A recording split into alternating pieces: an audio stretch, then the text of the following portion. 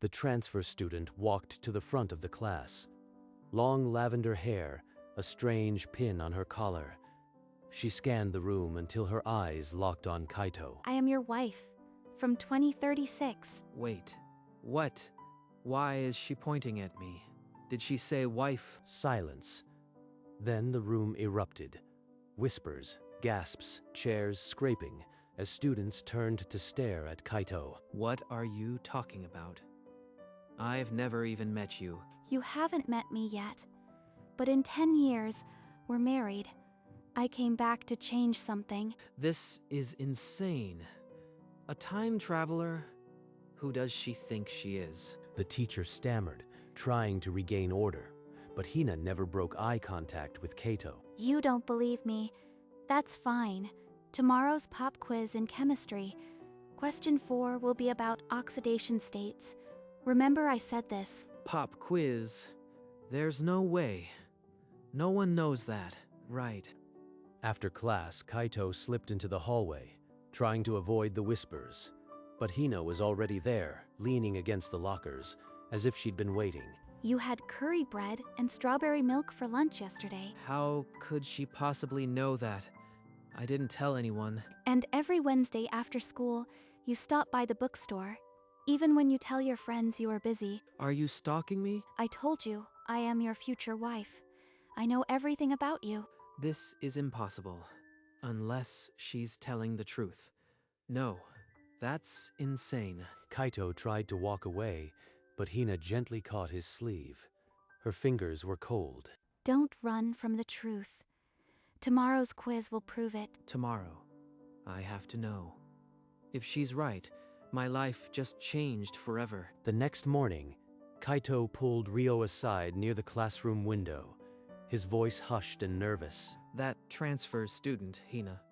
She told me she's my future wife, and she knew things, what I ate, where I go. It's like she's been watching me for years. That's insane. Maybe it's a prank. Some elaborate setup with hidden cameras or something. She also predicted the pop quiz today. Question 4 about oxidation states. She said it yesterday. Wait, there's a quiz? I didn't study. Wait, focus. That's too specific, but still could be luck. But she said something else. At 3:15, a bird will hit this window. She told me to watch. A bird? That's the most ridiculous thing I've ever heard. You actually believe that? At exactly 3:15, as Ryo laughed, a dull thud shook the glass. A small sparrow lay stunned on the outside ledge. No way. That's impossible. How could she know that? Did you hire a bird? I didn't do anything. She really is from the future. Or I am going crazy. Either way, I need answers. Over the next 3 days, Kaito watched Hina from the corner of his eye.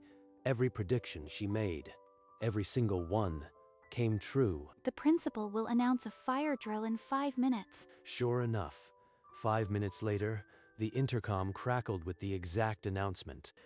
She said, I'd pick the yakisoba pan. How could she know? Each correct guess chipped away at his skepticism, leaving a cold certainty that something impossible was happening. After school, he found her waiting on the rooftop, as if she'd expected it. How are you doing this? Every single prediction. Tell me the truth. I've already lived this all with you. In the future, you told me about these days yourself. Her eyes, they're not lying.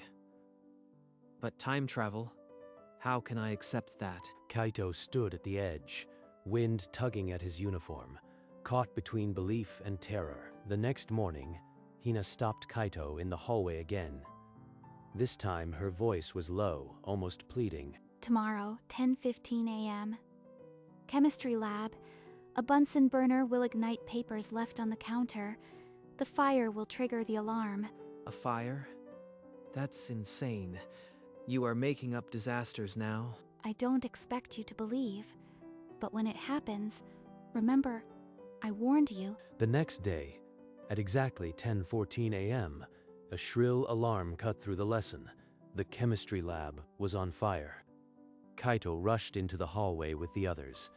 Through the lab door window, Orange flames licked the ceiling. She said 10:15. It's 10:16.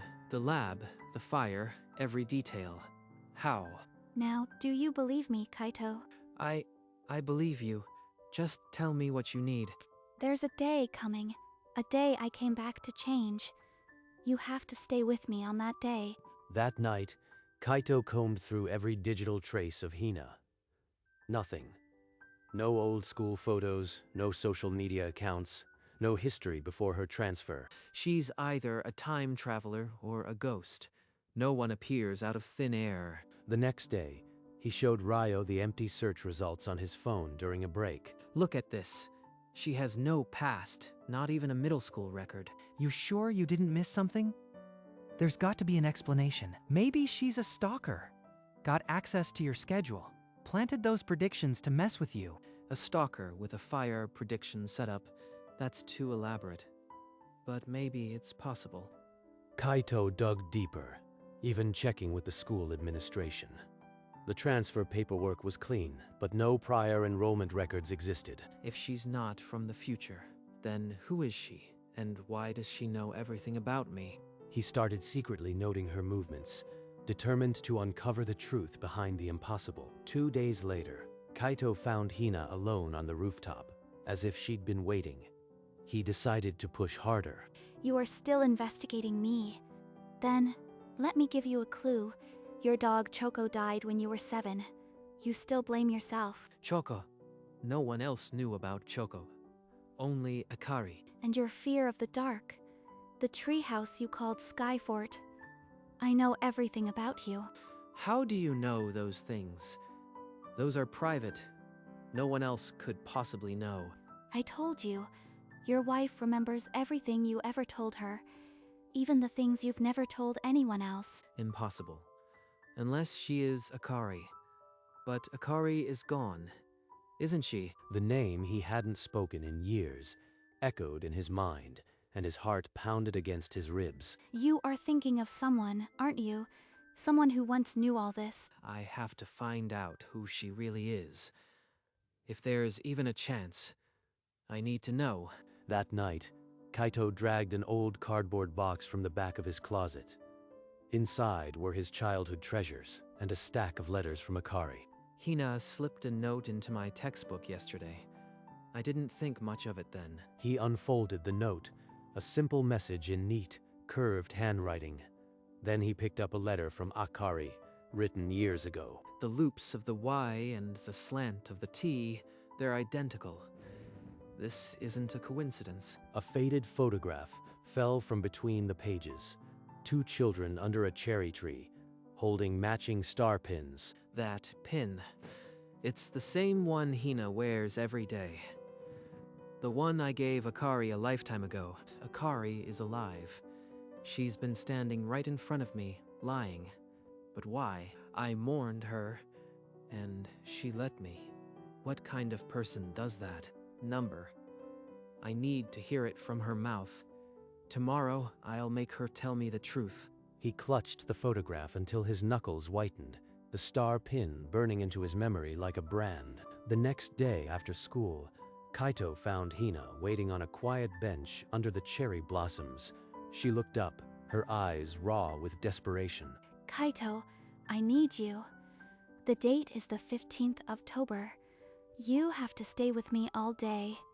If you don't, something terrible happens. The 15th of October? That's just 2 weeks away. What tragedy could be so precisely timed? In the future, that day, it broke us. I came back to make sure it never happens. Everything depends on you being there. She's lying about the future, but this date clearly terrifies her. I'll use it to corner the truth. All right, I'll stay with you on the 15th of October. I promise. Thank you. You don't know how much this means. I knew I could count on my husband. Kaito nodded, but his hands tightened around the photograph hidden in his pocket. He would give her the perfect day, then demand the truth. On that day, I'll bring the letters and the photo. She'll have no choice but to admit she's Akari. As they parted, Hina glanced back with a fragile smile, unaware that Kaito's promise was also a countdown to the end of her lie. The evening of the 15th of October came with a blood-red sunset. Kaito led Hina to the rooftop, his heart a drumroll of accusations. I've spent this whole day with you, just as you asked. Now, it's your turn. Tell me the real truth. I don't understand. I told you everything.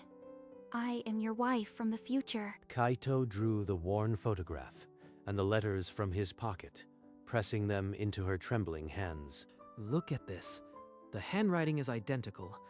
And this photo, you are wearing the pin I gave Akari. That's not what it seems. Kai-chan, please. I never meant to hurt you. Kai-chan. Did she just... Only one person ever called me that. Akari. I am sorry. I am not from the future. I am Akari.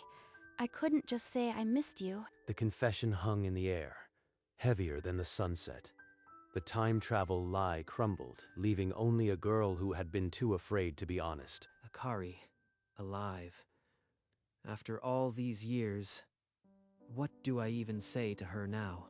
Before Kaito could form a reply, Hina tore away from him, her sobs swallowed by the wind as she fled the rooftop. Wait, Akari, wait. He chased her down the stairwell, footsteps echoing in the empty school. Her blazer vanished around a corner. I can't lose her again. Not when I just found her. At the main hallway, the exit door swung shut. She was gone. But something glinted on the floor. The star pin. It must have unclasped in her haste.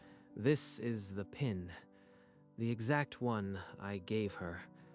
There's no doubt anymore. Reeling, he made his way back to the rooftop, the pin cutting into his clenched fist. Akari is alive. And I let her slip away. He looked out at the darkening sky, the city lights flickering below, and vowed to find her again. Kaito returned to his room and unfolded the last letters Akari had sent from the hospital. She wrote about treatments, about hoping to see me again. Then the letters stopped. The next morning, he took a train to the old neighborhood where they grew up. Standing before her old house, he hesitated, then knocked on the next-door neighbor's door. An elderly woman answered, her eyes crinkling. When he mentioned Akari, she smiled softly. Akari-chan recovered years ago. She moved back just this summer. Recovered. She survived. Why didn't she tell me? Why did she make me believe she was dead? The neighbor added that Akari was always a quiet girl, but she'd seen her recently looking happy. She was afraid to face me, but I will find her and bring her home. Kaito thanked the neighbor and stepped back onto the street, a new resolve hardening in his chest. As night fell, Kaito climbed the school stairs with a heavy heart.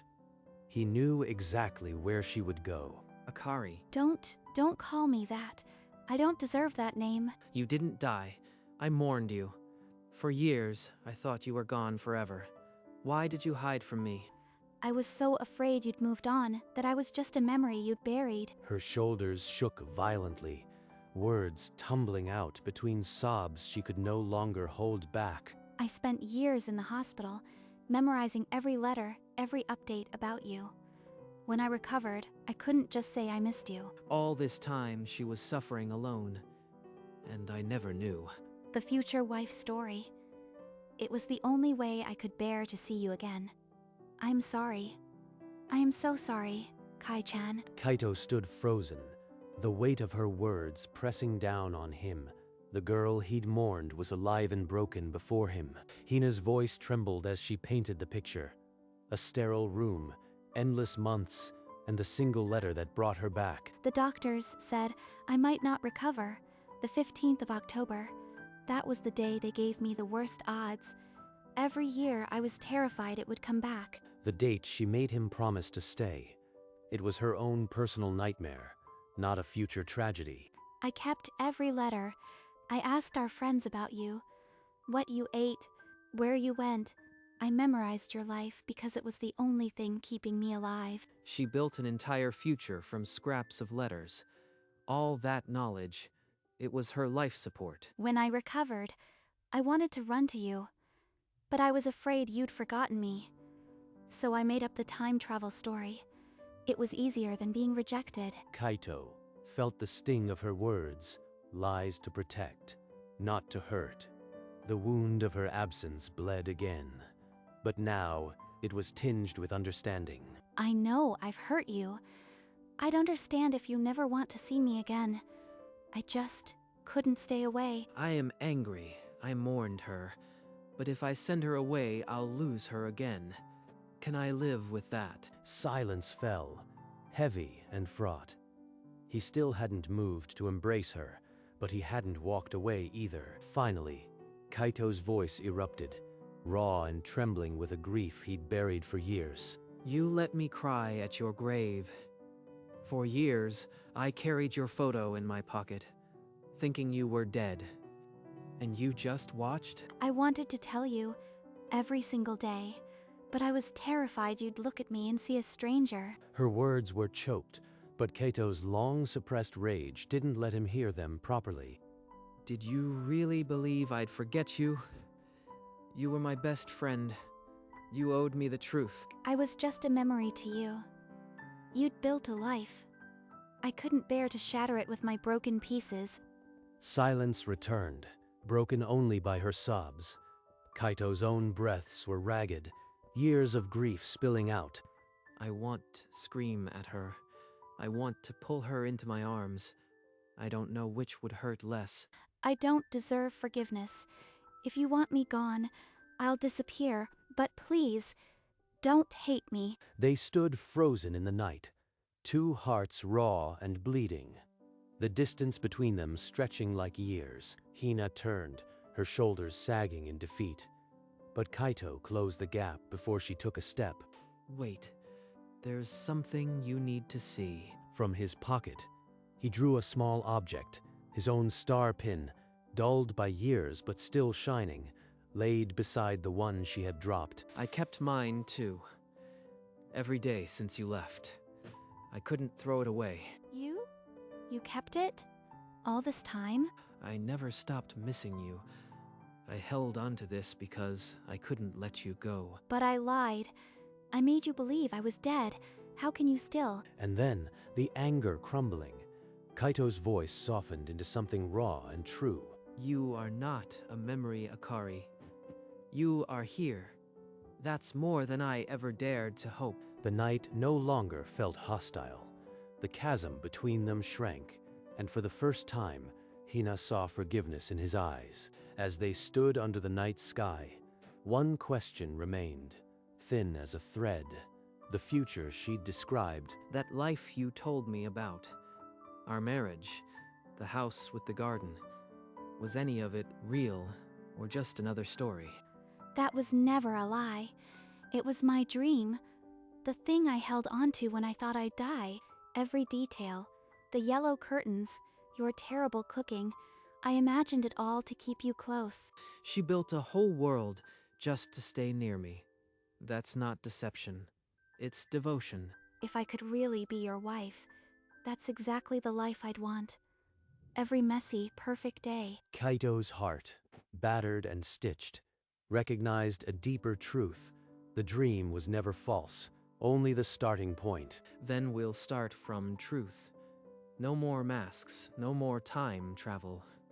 But that future, we'll build it on purpose, together. Promise me, you won't disappear if things get hard. They didn't kiss or embrace, but sitting side by side on the cold concrete, they finally faced the same direction. The next evening, the sky bled orange and pink. There on the rooftop, where so much had unraveled, she was waiting. No more lies between them. I knew you'd be here. I'd have come every sunset until you were. I wanted to see the sunset with you. They stood inches apart, the months of deceit and years of grief hanging in the air, but lighter now, ready to be released. Can I hold you? Just once, as myself? Please, Kai-chan. I've waited so long. They fell into each other, two puzzle pieces finally clicking into place. After all these years, her tears soaked his shoulder, his arms a fortress around her. I missed you so much. Every single day, I ached to be here. You are home now, Akari. That's all that matters. Nothing else. Below, Rio leaned against the school gate, watching the silhouette on the rooftop. The pin on her collar caught the fading light, glinting like a star. A small smile crossed his face. He'd keep this moment for them alone. The next, the 15th of October arrived with an ordinary sky. Kaito met her at the gate before the first bell, a gentle resolve in his eyes. Today, I am staying right beside you. From sunrise to sunset, okay? He remembered. This day used to terrify me. But with him here, it's just a day. They walked to class, side by side, her hand brushing his. The hallways felt lighter, the whispers forgotten. At lunch, they shared bento on the rooftop. The sun was warm, and she laughed for the first time without fear. After school, they walked to the park.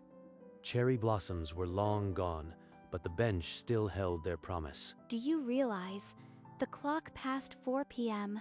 Nothing happened. No alarms, no tragedy. Because there never was one. It was just a bad memory. And we're replacing it with a good one. As the sun dipped low, she let out a long breath, the kind she'd been holding for years. It's over. I am still here.